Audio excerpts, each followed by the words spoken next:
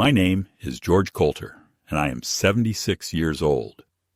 I live in the same small cedar house on the edge of Boulder, Colorado, where my wife and I settled 50 years ago, back when we still believed that love, discipline, and a bit of decency could keep a family whole. These days, the walls creak more than I do, but the air inside the house has grown too still, the kind of stillness that hums when there is no one left to break it.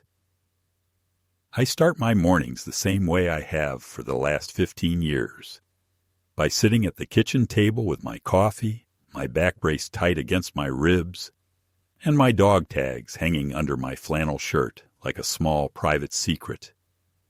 The house used to smell of her, of Grace's cinnamon muffins, of hairspray, of the lavender lotion she swore kept her hands from cracking in the winter.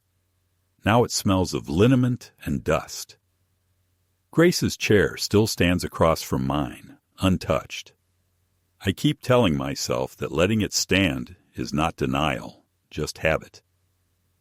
I have one son, Joshua, 35, divorced, once a high school physics teacher, who used to make his students build model rockets in the yard. When Grace was alive, she believed he was brilliant, and maybe he was. He had that sharpness of mind that could have taken him anywhere. But sharpness without steadiness is a dangerous thing. Somewhere along the line, the fire in him burned too fast, too hot. After Grace died, lung failure, too sudden for either of us to make peace with it, Joshua fell into a shadow I couldn't reach. He said he was fine, that he just needed time. But time, I've learned, doesn't heal a man who doesn't want to be healed. It only makes his ghosts more comfortable. He began visiting more often last year. At first, I thought it was out of affection or guilt or both. He would come by on Fridays, bring takeout Chinese, ask if I needed anything done around the house. He'd tell me about his job search, about how his ex-wife took most of his savings, about the world going downhill. He talked fast and avoided my eyes. And I, fool that I am, listened with relief, grateful just to hear another voice in this house. But sometimes, when he thought I wasn't watching, I'd catch him scanning the shelves, the drawers, the medicine cabinet. His eyes had that restless glitter I'd seen once in men overseas, soldiers who hadn't slept, who carried more pain than they could admit. I wanted to believe it was nerves or boredom. I didn't want to name what I saw. I've lived with pain long enough to know how it trains you to make excuses. The pain in my back started after the second surgery, a souvenir from a road accident 5 years ago. The doctors gave me a prescription for oxycodone, told me to take it only when the pain became unbearable. I tried to ration it, but some nights, when my spine felt like rusted metal grinding inside me, I gave in. The pills dulled the ache, but they also dulled something else. Something that used to keep me sharp, suspicious, alive. Maybe that's why I didn't notice how often the bottles ran out faster than they should have. My closest friend these days is Elmer, or El, as everyone calls him. We served together in Da Nang in '69, back when the world was dust and fire, and we still thought we'd be the ones to fix it. He lives 2 houses down, a widower like me, and he's the only person who drops by without calling first. He's the kind of man who can fix a tractor engine with a bent nail and a shoelace, but he walks with a limp that flares in the rain. Every Thursday, we play chess on my porch. He always brings a flask, and I bring decaf coffee, because the real stuff makes my hands shake. We talk about the VA, about the new faces in town, about how quiet things have gotten since the pandemic. Lately, though, Elle's been watching Joshua the way a man watches a snake. He's not sure it's venomous. He never says much, but his silences are warnings. It's funny how a house changes its voice when you get older. The pipes sigh like an old man's lungs. The floorboards murmur names you'd rather forget. Sometimes at night I wake up to the sound of drawers opening, and for a few seconds I imagine Grace moving through the dark, collecting her knitting needles or folding laundry that no longer exists. But then the air shifts, and I know it isn't her.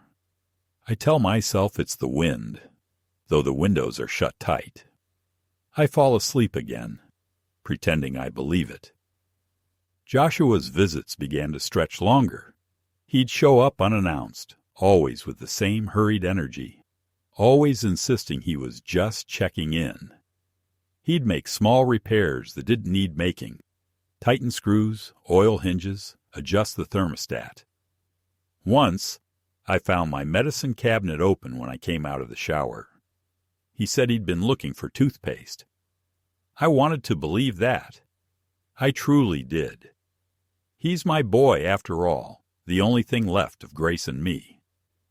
When you get to my age, you start measuring your life not in years, but in people. Lose too many of them, and the clock starts to slow. I wasn't ready to lose my son, too, not even to something as ugly as suspicion.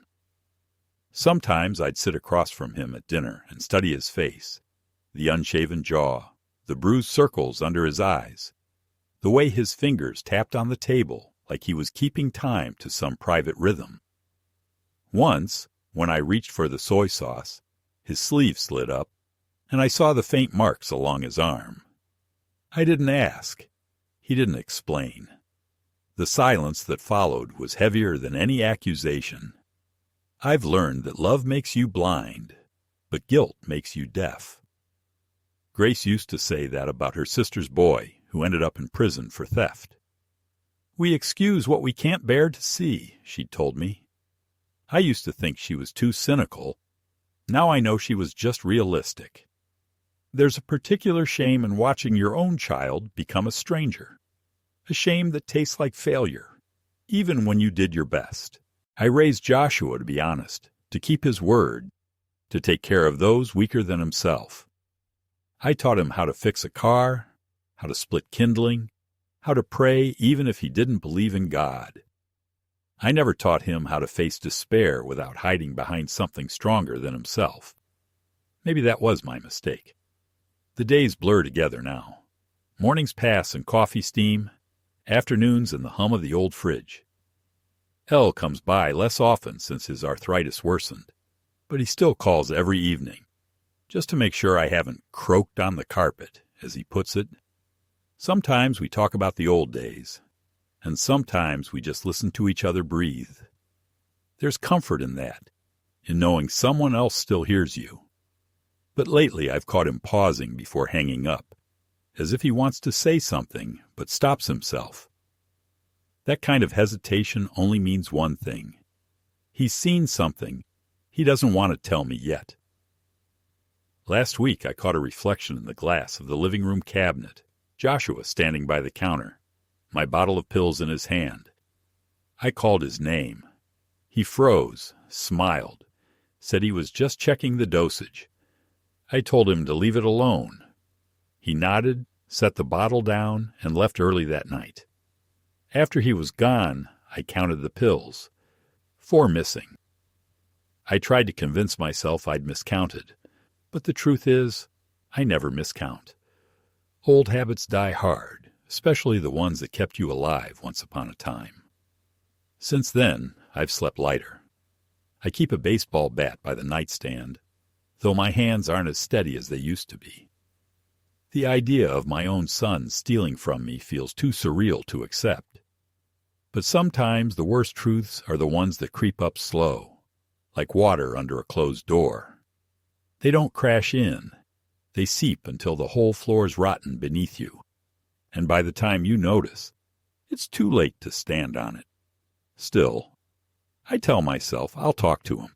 I'll wait for the right moment when he's calmer, when he looks like the boy I remember, the one who used to wave from the stands during my veterans' parades, shouting that his dad was a hero. Maybe then I'll find the words. Maybe then I'll tell him I still believe he can find his way back. But deep down, a colder voice whispers that I already know where this road leads, and it's nowhere I want to follow. It happened on a Tuesday night, one of those dry Colorado evenings when the wind rattles the trees, but the air feels hollow, like even nature is tired of pretending to care. I had gone to bed early, or at least I thought I had. My back had been acting up all day, and the pills I took around 8 barely dulled the ache. I remember lying there listening to the slow tick of the wall clock and thinking about calling Joshua in the morning, just to check on him, to offer him a little money for gas or groceries, something that would make me feel like a father again. I must have dozed off, because the next sound I heard was not the clock, but the faint clatter of metal against metal, followed by the dull scrape of a cabinet hinge. For a moment, I thought it was a dream, the kind that drags an echo from the past. But then I realized I was fully awake. The sound was coming from the kitchen. I sat up slowly, the brace around my ribs digging in as I reached for the nightstand lamp. The light made the room look smaller, emptier. I reached under the bed for the bat I keep there and shuffled toward the doorway, my socks sliding on the wooden floor. The sound came again, softer this time, like someone trying not to be heard. When I turned the corner into the hallway, the smell of menthol ointment from the bathroom mixed with something sharper, a synthetic sweetness that reminded me of hospitals. My heart began to hammer in that way it does when an old fear returns, uninvited but familiar. The kitchen door was half open, and the dim light from the fridge spilled onto the linoleum. For a second I saw nothing but the shape of my own reflection in the glass. Then I saw him. Joshua stood in front of the open cabinet, his back to me, one hand rummaging through the shelves. His movements were quick, practiced, not the fumbling of a man searching for aspirin, but the deliberate precision of someone who knows exactly what he's looking for. The small orange pill bottle glinted between his fingers. My stomach dropped. I called his name before I could stop myself. He turned sharply, eyes wide, pupils blown wide like a startled animal's. "Dad," he said, his voice catching halfway between guilt and irritation. "You scared me. I couldn't sleep, had a headache, thought you had some Tylenol." I stared at the bottle in his hand. It wasn't Tylenol. He noticed where I was looking and moved his hand behind his back. I didn't say anything at first. I just kept my eyes on him the way you'd watch a fuse burning down. "That's my prescription," I finally said. "You shouldn't be touching it." He smiled the kind of smile that tries to turn a lie into a joke. "Relax. I wasn't going to take any. I just grabbed the wrong one." He put the bottle back on the counter, but not before his thumb flicked the cap open and I heard the faint rattle of pills. 3 were missing, maybe 4. My throat tightened. I told him to go home.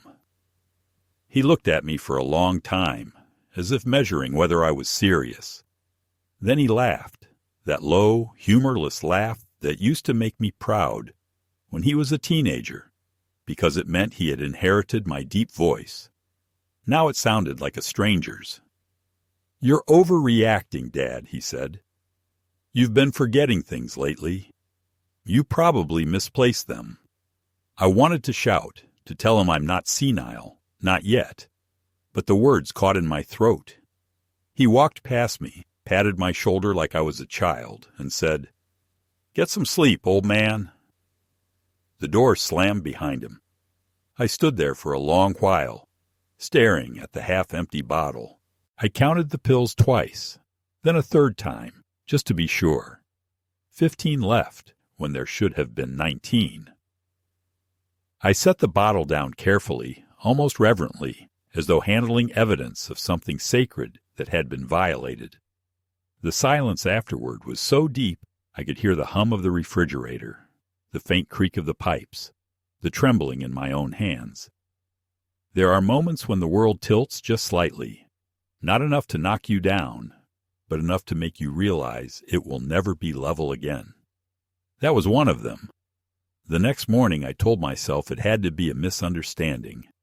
Joshua was exhausted, confused, maybe even desperate, but not malicious. He was my son.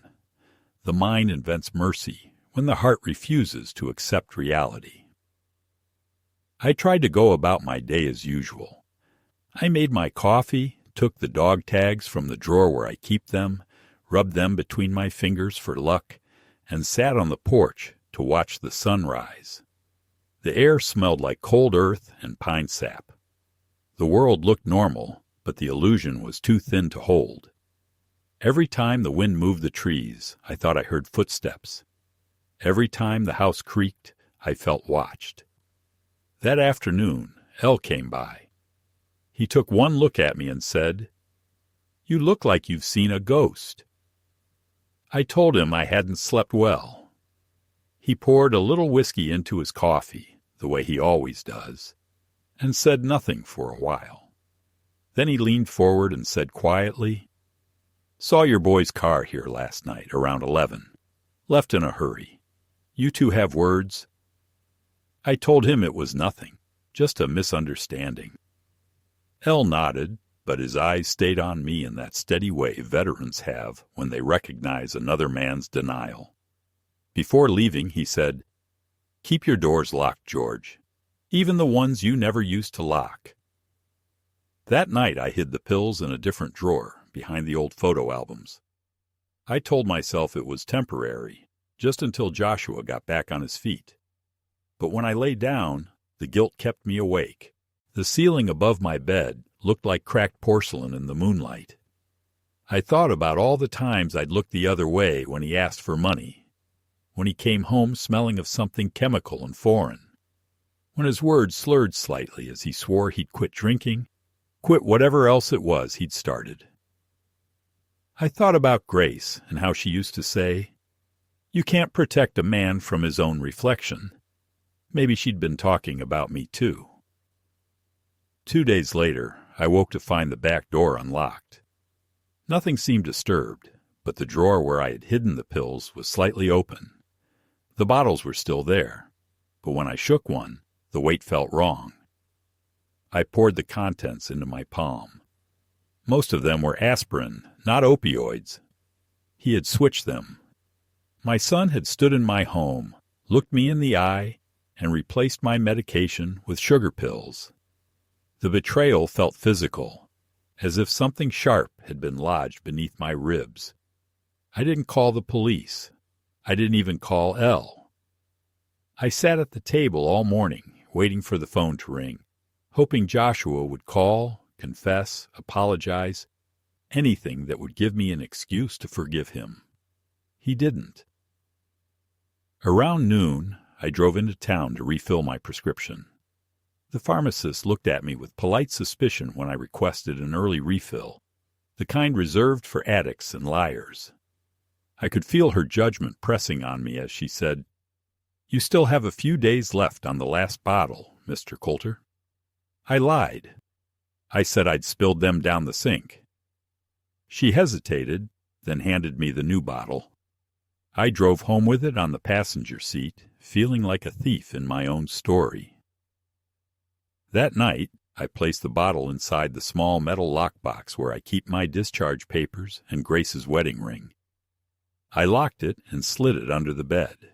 Then I sat in the dark, listening to the steady wheeze of the furnace, the sound of my own breathing, and the echo of Grace's voice in my head, telling me that love, without boundaries, turns into something cruel. I didn't want to believe that my son could hurt me. But the truth was already in motion, quiet as a thief, unstoppable as the sunrise. In the days that followed, something inside me shifted, a kind of slow unthreading of trust that I tried to hide even from myself. I told Elle everything, the missing pills, the switch bottles, the late-night visit, but only after swearing him to secrecy. He listened without interrupting, his weathered hands folded around his coffee mug, his jaw tight. When I finished, he said nothing at first. Then he looked at me the way a medic looks at a wound he already knows is infected. "George," he said finally, "you need to understand something. If he's stealing your meds, it won't stop there. Once a man crosses that line, the rest comes easy." I told him not to talk like that Joshua was a good boy who'd lost his way, that he just needed time. El didn't argue. He only nodded, but there was pity in his eyes, and that was worse than disagreement. Pity meant he'd already given up hope. That evening, I tried to call Joshua, but his number went straight to voicemail. I left a message asking him to come over for dinner on Sunday, the way we used to, when Grace was alive and she'd roast chicken and hum along with the radio. He didn't call back. On Sunday, I cooked anyway. The smell of garlic and rosemary filled the kitchen, and for a moment I could almost pretend that Grace was still there, setting the table, scolding me for tasting the gravy too early. I poured 2 glasses of iced tea, laid out 2 plates, and waited. The clock above the stove ticked through the hours until the tea went warm and the chicken went cold. When I finally wrapped the leftovers, I saw the reflection of my own face in the window, old, stiff, foolishly expectant, and it filled me with something between shame and sorrow. The next morning, El came by with the local paper and a look that told me he had news he didn't want to share. "Saw your boy last night," he said, setting the paper on the table. "He was over at the gas station off Route 36. He wasn't alone. Some fellas I didn't like the look of. One of 'em had that twitch. You know the kind. The kind that comes from cooking or using. They handed something off. Your son gave them a bottle." I stared at him. "You're sure?" He nodded. "Could have been anything," I said weakly, but we both knew it wasn't anything. El didn't press. He just said, "Be careful, George. He's not the same boy anymore." When he left, I sat there staring at the condensation ring his mug had left on the table, as if the faint wet circle could explain what had happened to my son, as if I could wipe it away and things would be clean again. That afternoon I went through the house, checking the locks, testing the windows, trying to make myself feel secure. But security, once it's been broken, doesn't return. It lingers outside like a dog that's been shut out for the night. Every shadow looked like movement. Every sound felt like a warning. I told myself it was paranoia, that I was too old to be jumping at ghosts. But the truth was simpler. I no longer trusted the air in my own home. 3 nights later, I woke again to noise. It wasn't the careful stealth of last time. It was louder, more careless, like a man who believes he owns the place. I got out of bed, my back screaming, and reached for the bat. When I opened the door, the hallway was dark, except for the strip of light spilling from the kitchen. I stepped quietly until I could see him. Joshua was standing by the counter, the lockbox from under my bed in his hands. For a moment, I froze. He'd found the key. I must have left it in the drawer. He was using a screwdriver to pry at the latch. My throat went dry. "Joshua," I said, my voice quieter than I intended, but sharp enough to make him jump. He spun around, the screwdriver raised instinctively, as if it were a weapon. His eyes were glassy, unfocused, his face pale with exhaustion. For a second, neither of us spoke. "Dad," he said, lowering the tool, trying to smile. "What are you doing up?" "I told you I needed a few more pills. The pharmacy's closed, and my back's killing me." He sounded almost convincing, almost normal, but I could see the tremor in his hands, the sweat glistening on his forehead despite the cool air. "Your back," I repeated. "You're not the one who can't stand for more than 15 minutes. Those aren't for you." He sighed, frustrated, as though I were the unreasonable one. "You've got plenty. What's a few? I'm in pain too, you know. You think you're the only one who hurts?" The word struck like a slap. This isn't about pain, I said quietly. It's about trust. Something flickered in his eyes then, a flash of anger, raw and feral. Trust? You want to talk about trust? You think I don't know what you've been saying to Elle? You think I don't know he's been watching me like I'm some kind of criminal? Elle's trying to help, I said, stepping closer. We both are. That was when he snapped. His voice rose, rough and cracked. Help? You think any of this helps? You and your perfect little veteran friends spying on me like I'm some junkie? You don't know what it's like out there. You sit here with your pension and your coffee and your medals and judge me because I made a few mistakes. I wanted to tell him I wasn't judging, that I'd give anything to understand, but he didn't give me the chance. He took a step toward me, shoving the lockbox aside. I just need some pills, Dad. That's all. You can get more. I'll pay you back. I swear I'll pay you back. I told him no. My voice came out hoarse but steady. You need help, not pills. That was when he moved. One quick, angry motion, both hands pushing against my chest. It wasn't a hard shove, but my balance isn't what it used to be. I hit the wall behind me, pain exploding in my shoulder. For a moment, the world went white. I heard him curse, the sound sharp and panicked. Damn it, Dad, I didn't mean... But he didn't reach to help me. He just stood there, breathing hard, his eyes darting toward the door. I slid down to the floor, clutching my shoulder, too stunned to speak. The lockbox lay open beside him, pills scattered across the linoleum like spilled pearls. He dropped to his knees, sweeping them into his pockets. I wanted to grab his wrist, to stop him, but my arm wouldn't move. Joshua, I said, my voice barely more than a whisper, please don't. He looked at me, and for a second, I thought I saw the boy he used to be, the one who used to bring me Father's Day cards written in crayon. Then the moment passed. He turned, ran to the door, and was gone.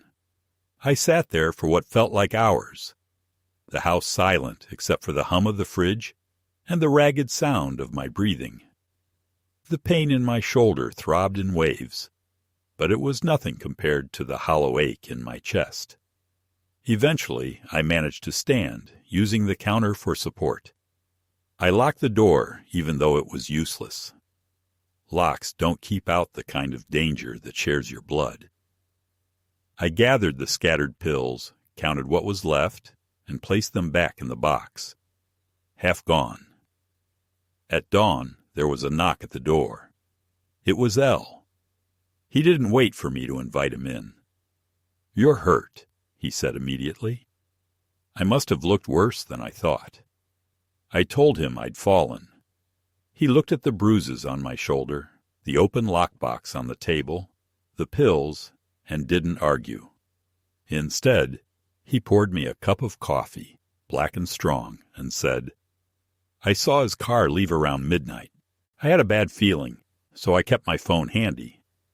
He pulled out his phone, hesitated, then said, George, I need to show you something. I didn't want to see it, but he pressed play anyway. Through the window glass, the shaky video showed Joshua inside my kitchen, rifling through my things, and then me stepping into the frame.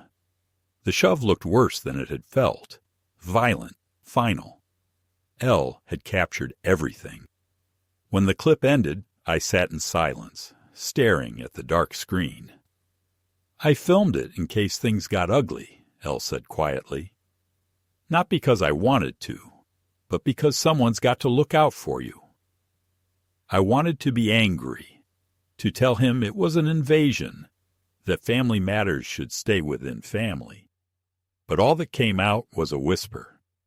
He's my son. Elle put a hand on my good shoulder. I know, but you can't keep pretending he's not dangerous. That afternoon I locked the doors again, drew the curtains, and sat at the kitchen table with Elle's phone beside me. the frozen image of Joshua still on the screen.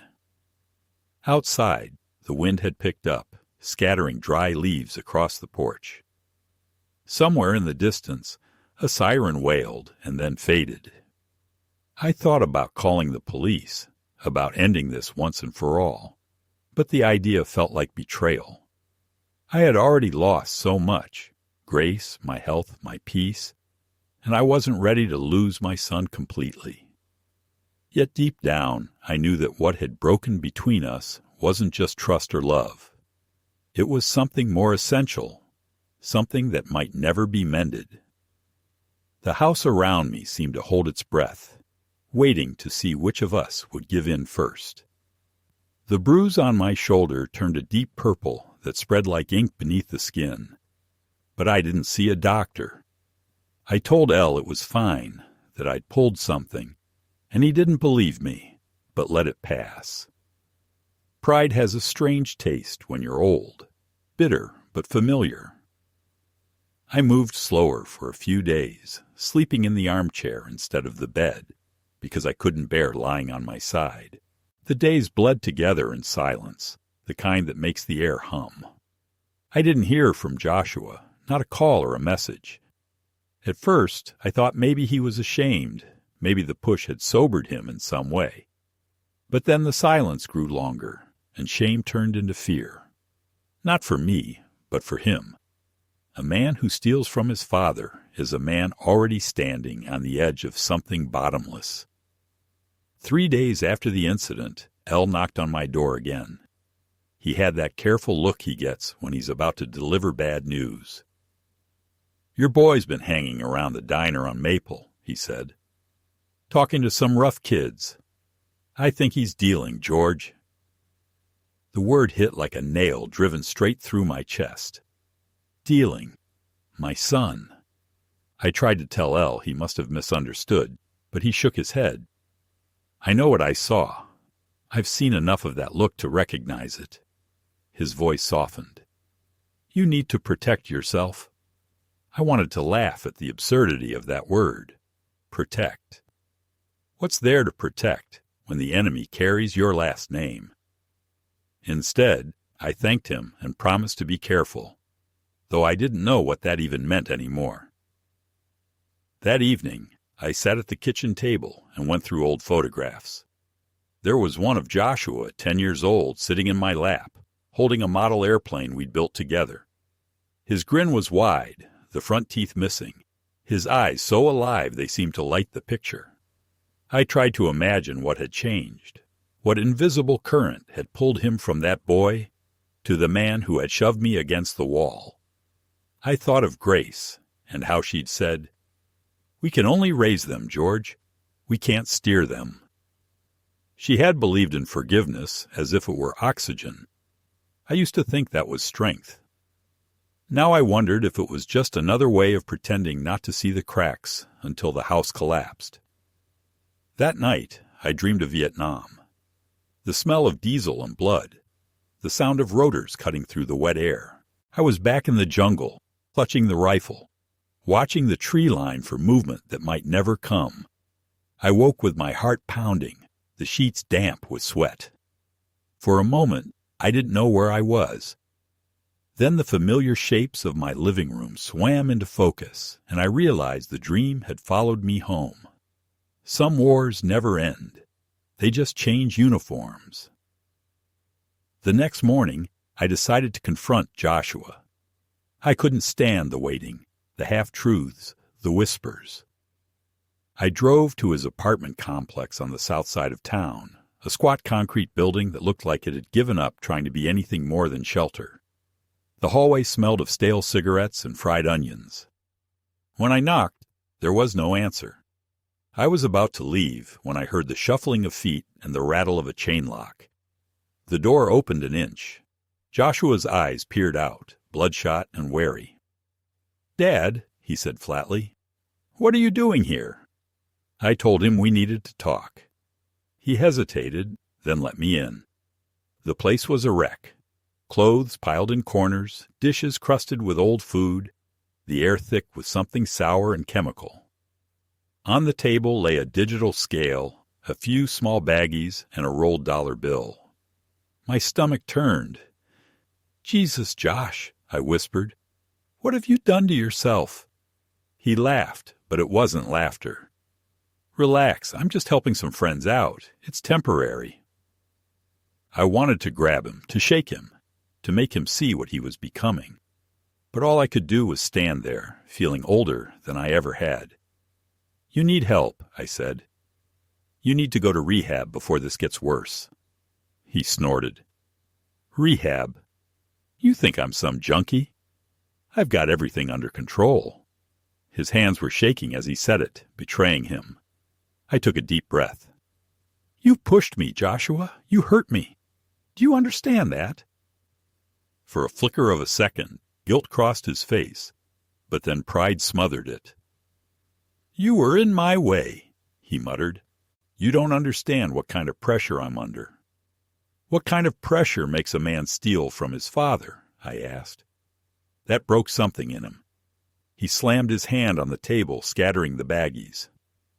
"You think I wanted this?" he shouted. "You think I don't hate myself every damn day? I've got debts, Dad, real ones. They'll come after me if I don't pay. You don't know what they'll do." His voice cracked, and for the first time, I saw fear, not defiance. I asked how much he owed. He wouldn't say, just shook his head and muttered, "Enough." Then quieter, almost pleading, "I just need a little more time, maybe a little money. I swear I'll get clean once I'm out from under this." I wanted to believe him. God help me, I wanted to believe. I told him I'd think about it and left before my resolve could break. Back home, I sat in the living room staring at the muted TV. The evening news flickered soundlessly. War, politics, disasters. One endless loop of people losing things they couldn't afford to lose. I thought about the years I'd spent teaching Joshua to fish, to drive, to tie a tie, thinking those were the lessons that mattered. I never taught him how to survive his own weakness. Maybe because I never truly learned how to survive mine. I poured myself a glass of water and saw my reflection in it, lined, weary, and haunted by something that felt dangerously close to resignation. The following day I went to the bank. I withdrew $500 and put it in an envelope. I didn't label it, didn't write a note. I told myself it was to buy him time, but deep down, I knew it was to buy my own peace. That evening, I drove to his apartment again. I planned to slip the envelope under the door and leave before he saw me. But when I arrived, his door was open. Inside, two men I'd never seen before were tearing through his things, their faces hard and indifferent. They froze when they saw me. One of them, a thick-necked man with tattoos creeping up his throat, smiled. "You the old man?" he asked. My voice barely worked. "Where's my son?" He shrugged. "Out. Owes us money. You might want to tell him we're getting tired of waiting." Then he laughed, a sound colder than anything I'd heard even in war, and walked past me. The other followed, brushing my shoulder as he went. I stood in the doorway long after they were gone, the envelope still clutched in my hand. When I finally returned home, Elle was waiting on the porch. "You shouldn't have gone alone," he said, his voice low and steady. "You're not 20 anymore."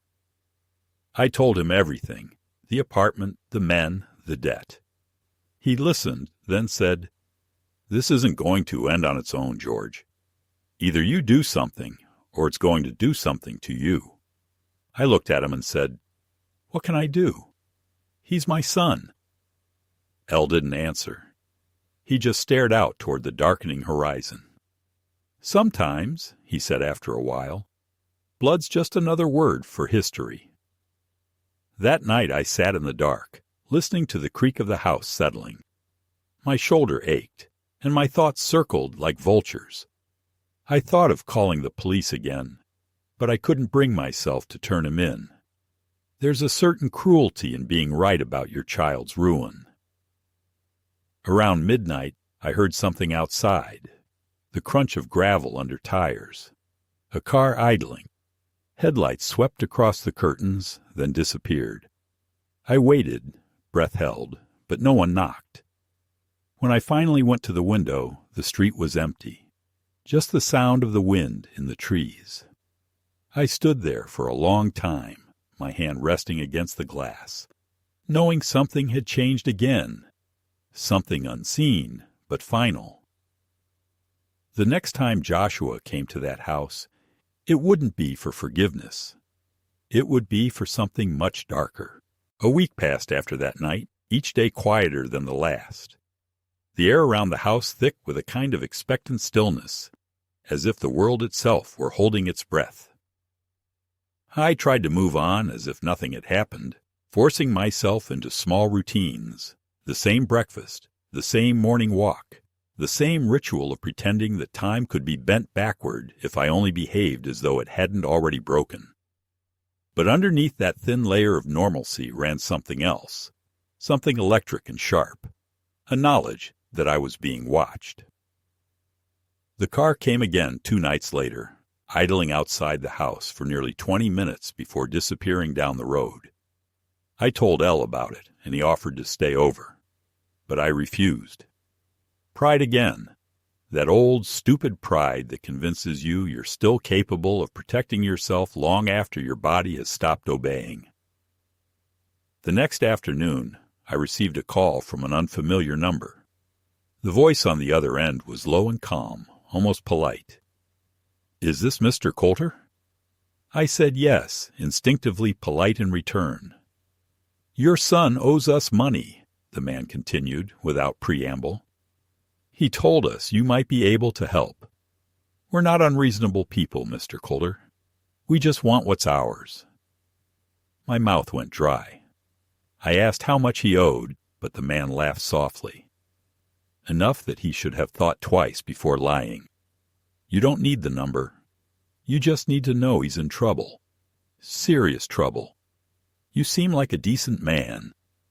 Maybe you should convince your boy to settle his debts before someone less reasonable shows up at your door." The line went dead. I stood there with the phone pressed to my ear long after the call ended, listening to the silence as though it could offer answers. That night I called Joshua again. This time he picked up. His voice was thin, hoarse, frayed around the edges. "Dad, I can't talk right now," he said immediately. I told him about the call. For a second, there was only breathing on the line. Then he whispered, "Don't talk to them again. Don't open the door for anyone you don't know." I asked him what he'd done, how much he owed, but he wouldn't say. "I'll fix it," he muttered. "Just stay out of it, Dad. Please." Then he hung up. The fear in his voice was worse than anger. It sounded like a man already halfway buried. The following morning, I went to the police. The young officer behind the desk listened with the detached patience of someone hearing an old man's ramblings. I told him about the threats, about my son's debt, about the late-night car. He nodded occasionally, took notes, and then said, "Unless they've actually done something, there's not much we can do, sir. Keep your doors locked, and if anyone tries to enter the property, call us immediately." It was the kind of bureaucratic reassurance that means nothing. When I left the station, the sunlight felt harsh, artificial, like the world outside had lost its texture. That evening, El came by again, carrying 2 folding chairs and a thermos. "We're keeping watch tonight," he said simply, setting one of the chairs on the porch. I didn't argue. We sat there for hours, saying little, the porch light throwing a small yellow circle into the darkness. Around midnight, a car appeared again, the same dark sedan, its headlights dimmed. El reached into his jacket pocket and pulled out a small camera, the same one he'd used to film Joshua before. "Let's get a plate number," he murmured. The car slowed as it passed the house, and I caught a glimpse of 2 figures inside, One of them might have been Joshua, but I couldn't be sure. Then the car sped away. When I looked at El, his face was grim. "If he's mixed up with these people, George, you can't save him alone." I told him I wasn't trying to save him anymore, not really, just trying to keep him alive long enough for him to save himself. El shook his head. "That's not how this kind of thing works." I didn't respond.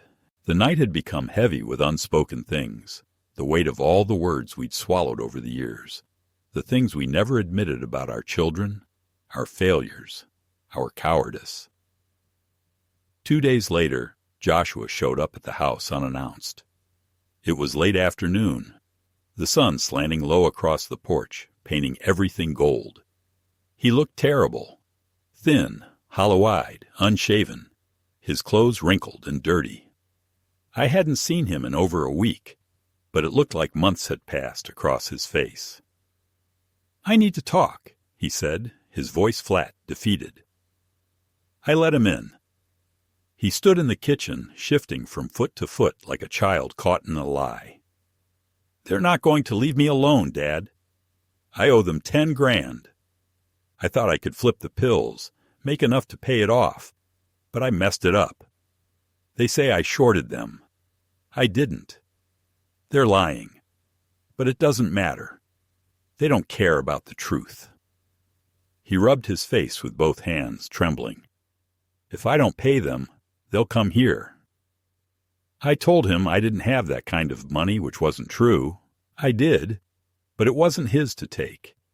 It was the last of Grace's insurance, the safety net she'd left behind so I wouldn't end up begging anyone for help. He must have seen the hesitation in my face, because his tone shifted from desperation to something harder. "You've got it, though. You could fix this. You could make it go away." I said nothing, and that silence was all the answer he needed. His eyes darkened.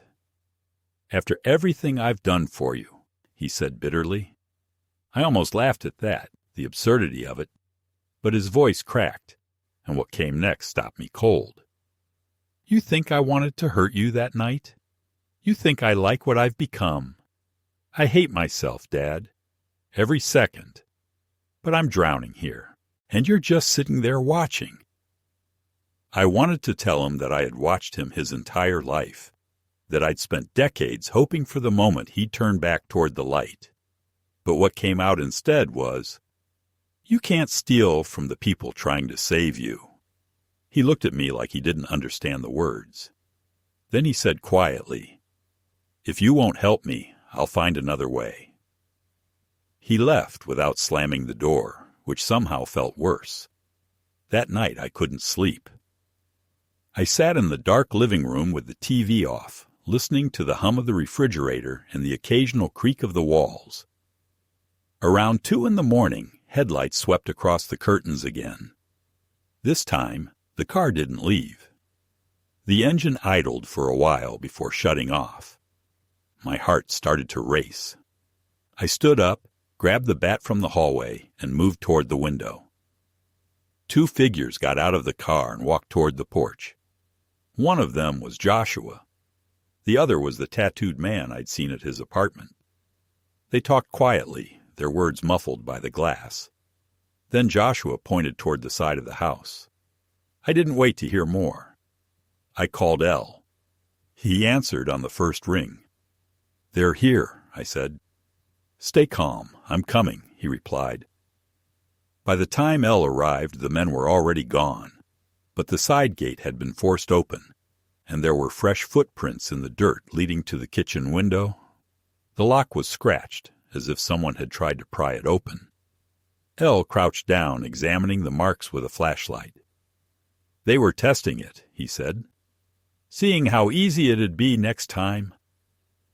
The word "next time" echoed in my head like a curse.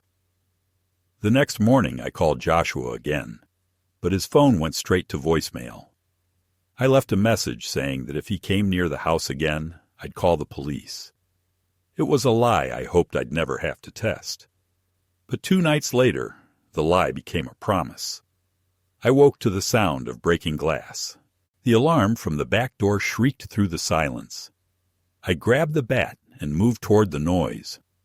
The kitchen light was already on. The window above the sink shattered inward. Joshua was standing there, his arm bleeding from the glass. The lockbox open on the counter. His eyes were wild, red-rimmed, his pupils blown wide. "Don't, Josh," I said quietly. "Don't do this." He froze, breathing hard. For a moment, I thought he'd stop. Then he said, "You made me do this," and reached for the pills. That was when Elle's voice came from the doorway behind him. "Step away, kid." Joshua turned, startled, and saw the camera in Elle's hand, the red light blinking. "What the hell is that?" he shouted. "Proof," Elle said. "You lay another finger on your old man and you'll spend the rest of your life behind bars." Joshua's face twisted, a mix of rage and humiliation. "You've been filming me. You're both crazy." He turned back to me, eyes burning. "You called him? You think this makes you a hero?" His voice cracked, and something inside him seemed to snap. He swept the pills off the counter, sending them scattering across the floor. "Fine," he screamed. "Keep your damn house, your pills, your pride. I hope you choke on it." Then he stormed out, his blood smearing the doorknob as he went. Elle and I stood in silence, the sound of the wind pushing through the broken window. "You okay?" he asked after a while. I nodded, though my hands were trembling. "You got it all on camera?" I asked. He nodded. "Every second." I exhaled slowly. "Keep it safe," I said. "We might need it." The following day I filed a restraining order. The officer at the station recognized me from before. This time he didn't treat me like a confused old man. He watched the footage, took my statement, and promised to send a patrol by every night for the next week. I left the station feeling both hollow and relieved, as if I'd finally performed an act of mercy that had been too long delayed. That night I sat on the porch with Elle. We didn't talk. We didn't need to. The silence between us felt like understanding. But peace is never permanent, not in real life. 3 days later, I found a note slipped under my door. It was written in Joshua's handwriting, shaky and uneven. "I'm sorry, Dad. I didn't mean for it to go this far. They know about you. Please don't hate me." No address, no number, just that. I read it a dozen times before setting it on the table. Elle wanted me to take it to the police, but I couldn't. It wasn't evidence. It was a confession carved out of guilt. I sat with it until dawn, thinking about how love can survive, even when everything it once trusted has rotted away. I still loved him. That was the worst part. You can stop trusting your child. You can stop helping him. You can even fear him, but you can't stop loving him. Love, once rooted, grows in every direction, even down into the poison. When the sun came up, I made coffee and sat at the table, watching the light crawl across the floor. The house was quiet, the kind of quiet that comes after a storm, when the sky is still deciding whether to break again. I didn't know where Joshua was or what he'd done, or whether he'd survive whatever hole he'd dug for himself. But for the first time in years, I felt something close to clarity. The truth was brutal but clean. I couldn't save him, and I wasn't meant to. I could only make sure he didn't destroy what was left of me in the process. And yet, even as I told myself that, even as I looked at the broken window and the dried blood on the sill, part of me still listened for his car, still hoped to hear his voice calling from the porch, still waited for that impossible moment when he'd knock on the door and say he was ready to start again. The cruelest thing about being a father is that hope doesn't die when it should. It lingers long after the world has shown you the truth. It lingers because it's the last thing keeping you from turning into stone. It happened 3 nights later. Though I think some part of me had been expecting it, from the moment I found that note. The silence before a final reckoning has a particular taste to it, metallic, cold, like the air before lightning strikes. I had left the living room light on that evening, not because I was afraid of the dark, but because I wanted to be seen if he came. There's something strange about waiting for your own child, like you would wait for an intruder. I sat at the table with a cup of coffee gone cold. The camera L had left me positioned near the window, blinking quietly, a small mechanical witness to what was coming. Outside, the wind pressed against the walls, restless, and the sky carried that heavy copper glow that always precedes a storm. Around midnight, I heard the crunch of gravel. This time, there was no mistaking it. 2 car doors opened, then closed. Footsteps approached the porch. I stood, my body heavy but ready in a way that felt ancient, instinctive. I moved to the doorway and saw them through the glass, Joshua and the same tattooed man, both shadows in the dim porch light. The other man held something metallic in his hand. I didn't move. I waited. Joshua raised his hand and knocked once, gently, as if we were still playing the old game of, "Open up, Dad, it's me." I opened the door before he could knock again. He looked worse than ever, his face gaunt, the skin around his eyes bruised with exhaustion. The man beside him had that loose, dangerous posture of someone accustomed to violence. "Dad," Joshua said, his voice rough, urgent. "We just need a few minutes. Please." I said nothing. The other man smiled thinly. "Evening, Mr. Coulter. We're just here to collect what's owed."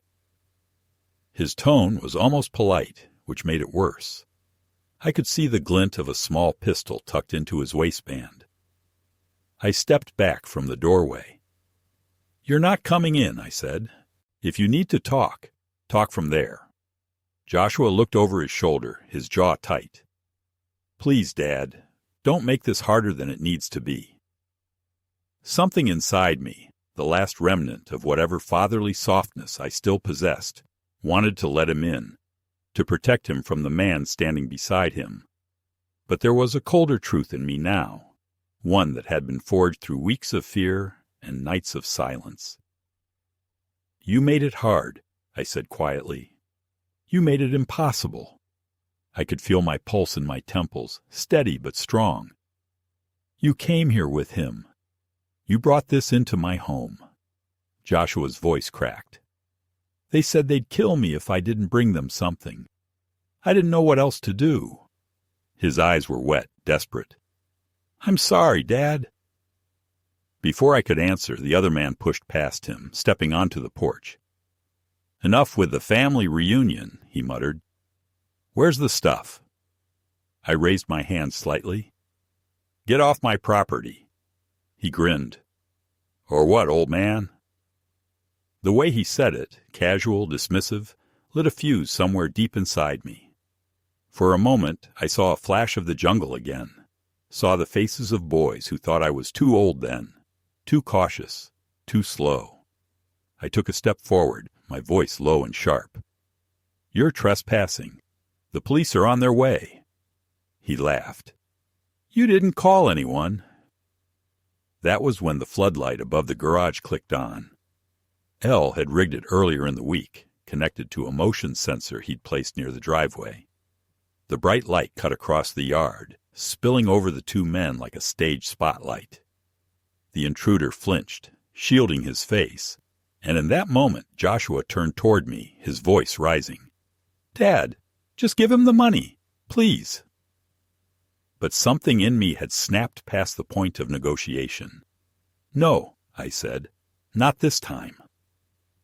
Behind them, from the darkness of his yard, L's voice rang out. "You're being recorded. Walk away now." The tattooed man froze, scanning the shadows. "Who the hell is that?" he shouted. "Neighbor," I said. "Veteran. He's got friends on the force." The man's hand twitched toward his gun, and for one terrible second, I thought he'd pull it. Joshua shouted, "Stop!" But the chaos swallowed everything. The wind, the shouting, the sudden blinding flash as Elle's second floodlight burst on, illuminating the scene like daylight. The man hesitated, cursing, then turned to Joshua. "You said it was clean, you idiot!" He shoved him hard, and Joshua stumbled forward onto the porch steps. That was the last push I would ever watch in silence. I grabbed the camera from the window ledge and stepped fully into the light. "It's all here," I said, my voice steady. "Every word, every threat, every face. You hurt him, and it's over for you." The man stared at me, calculating. Then he spat on the ground and backed away. "You're not worth the trouble," he muttered. He turned, stalking back to the car, the headlights slicing through the dark as he drove off into the distance. Joshua stood motionless for a long moment, breathing hard, his hands trembling. The sound of the receding engine faded, leaving only the wind and the ragged rhythm of his sobbing. "I didn't know they'd follow me," he said finally. "I thought they just wanted the money. I didn't mean to bring them here." I looked at him and felt something strange, a kind of exhausted grief that was neither hate nor pity, just recognition. "You brought them because you've got nowhere else to go," I said. "You wanted to be caught." He shook his head, but tears ran down his cheeks. The police arrived 10 minutes later, summoned by Elle, before I even realized he'd made the call. Joshua tried to run when he saw the flashing lights, but he was too slow. The officers pinned him by the car, their voices calm but firm. One of them recognized me. "Mr. Coulter, are you all right?" I nodded, my eyes still on Joshua. "That's my son," I said quietly. "He needs help, not jail. Help." The officer hesitated, then nodded. "We'll take care of him, sir." As they led Joshua toward the patrol car, he turned to look at me. "I'm sorry," he said again, his voice small, almost childlike. "I know," I said, "but sorry doesn't build the bridge back." He lowered his head, and they guided him into the back seat. The car doors closed, the engine started, and just like that, he was gone, swallowed by the red and blue light flashing across the empty street. When the last cruiser pulled away, the night fell silent again. Elle came over and put a hand on my shoulder. Neither of us spoke for a long time. The broken porch light swung slightly in the wind, creaking. I realized I was shaking, not from fear, but from release.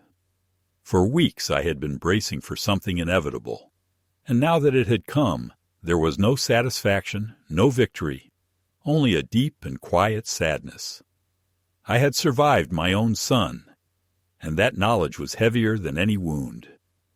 Inside, the house felt different, emptier but also lighter, as if some dark current had finally passed through.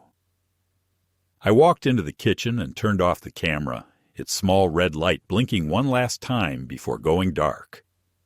The footage would stay with Elle, locked in his safe, the record of what love looks like when it has to defend itself. I washed my hands, noticing how they trembled as the cold water ran over them. In the window's reflection, I saw my face, lined, tired, but strangely calm.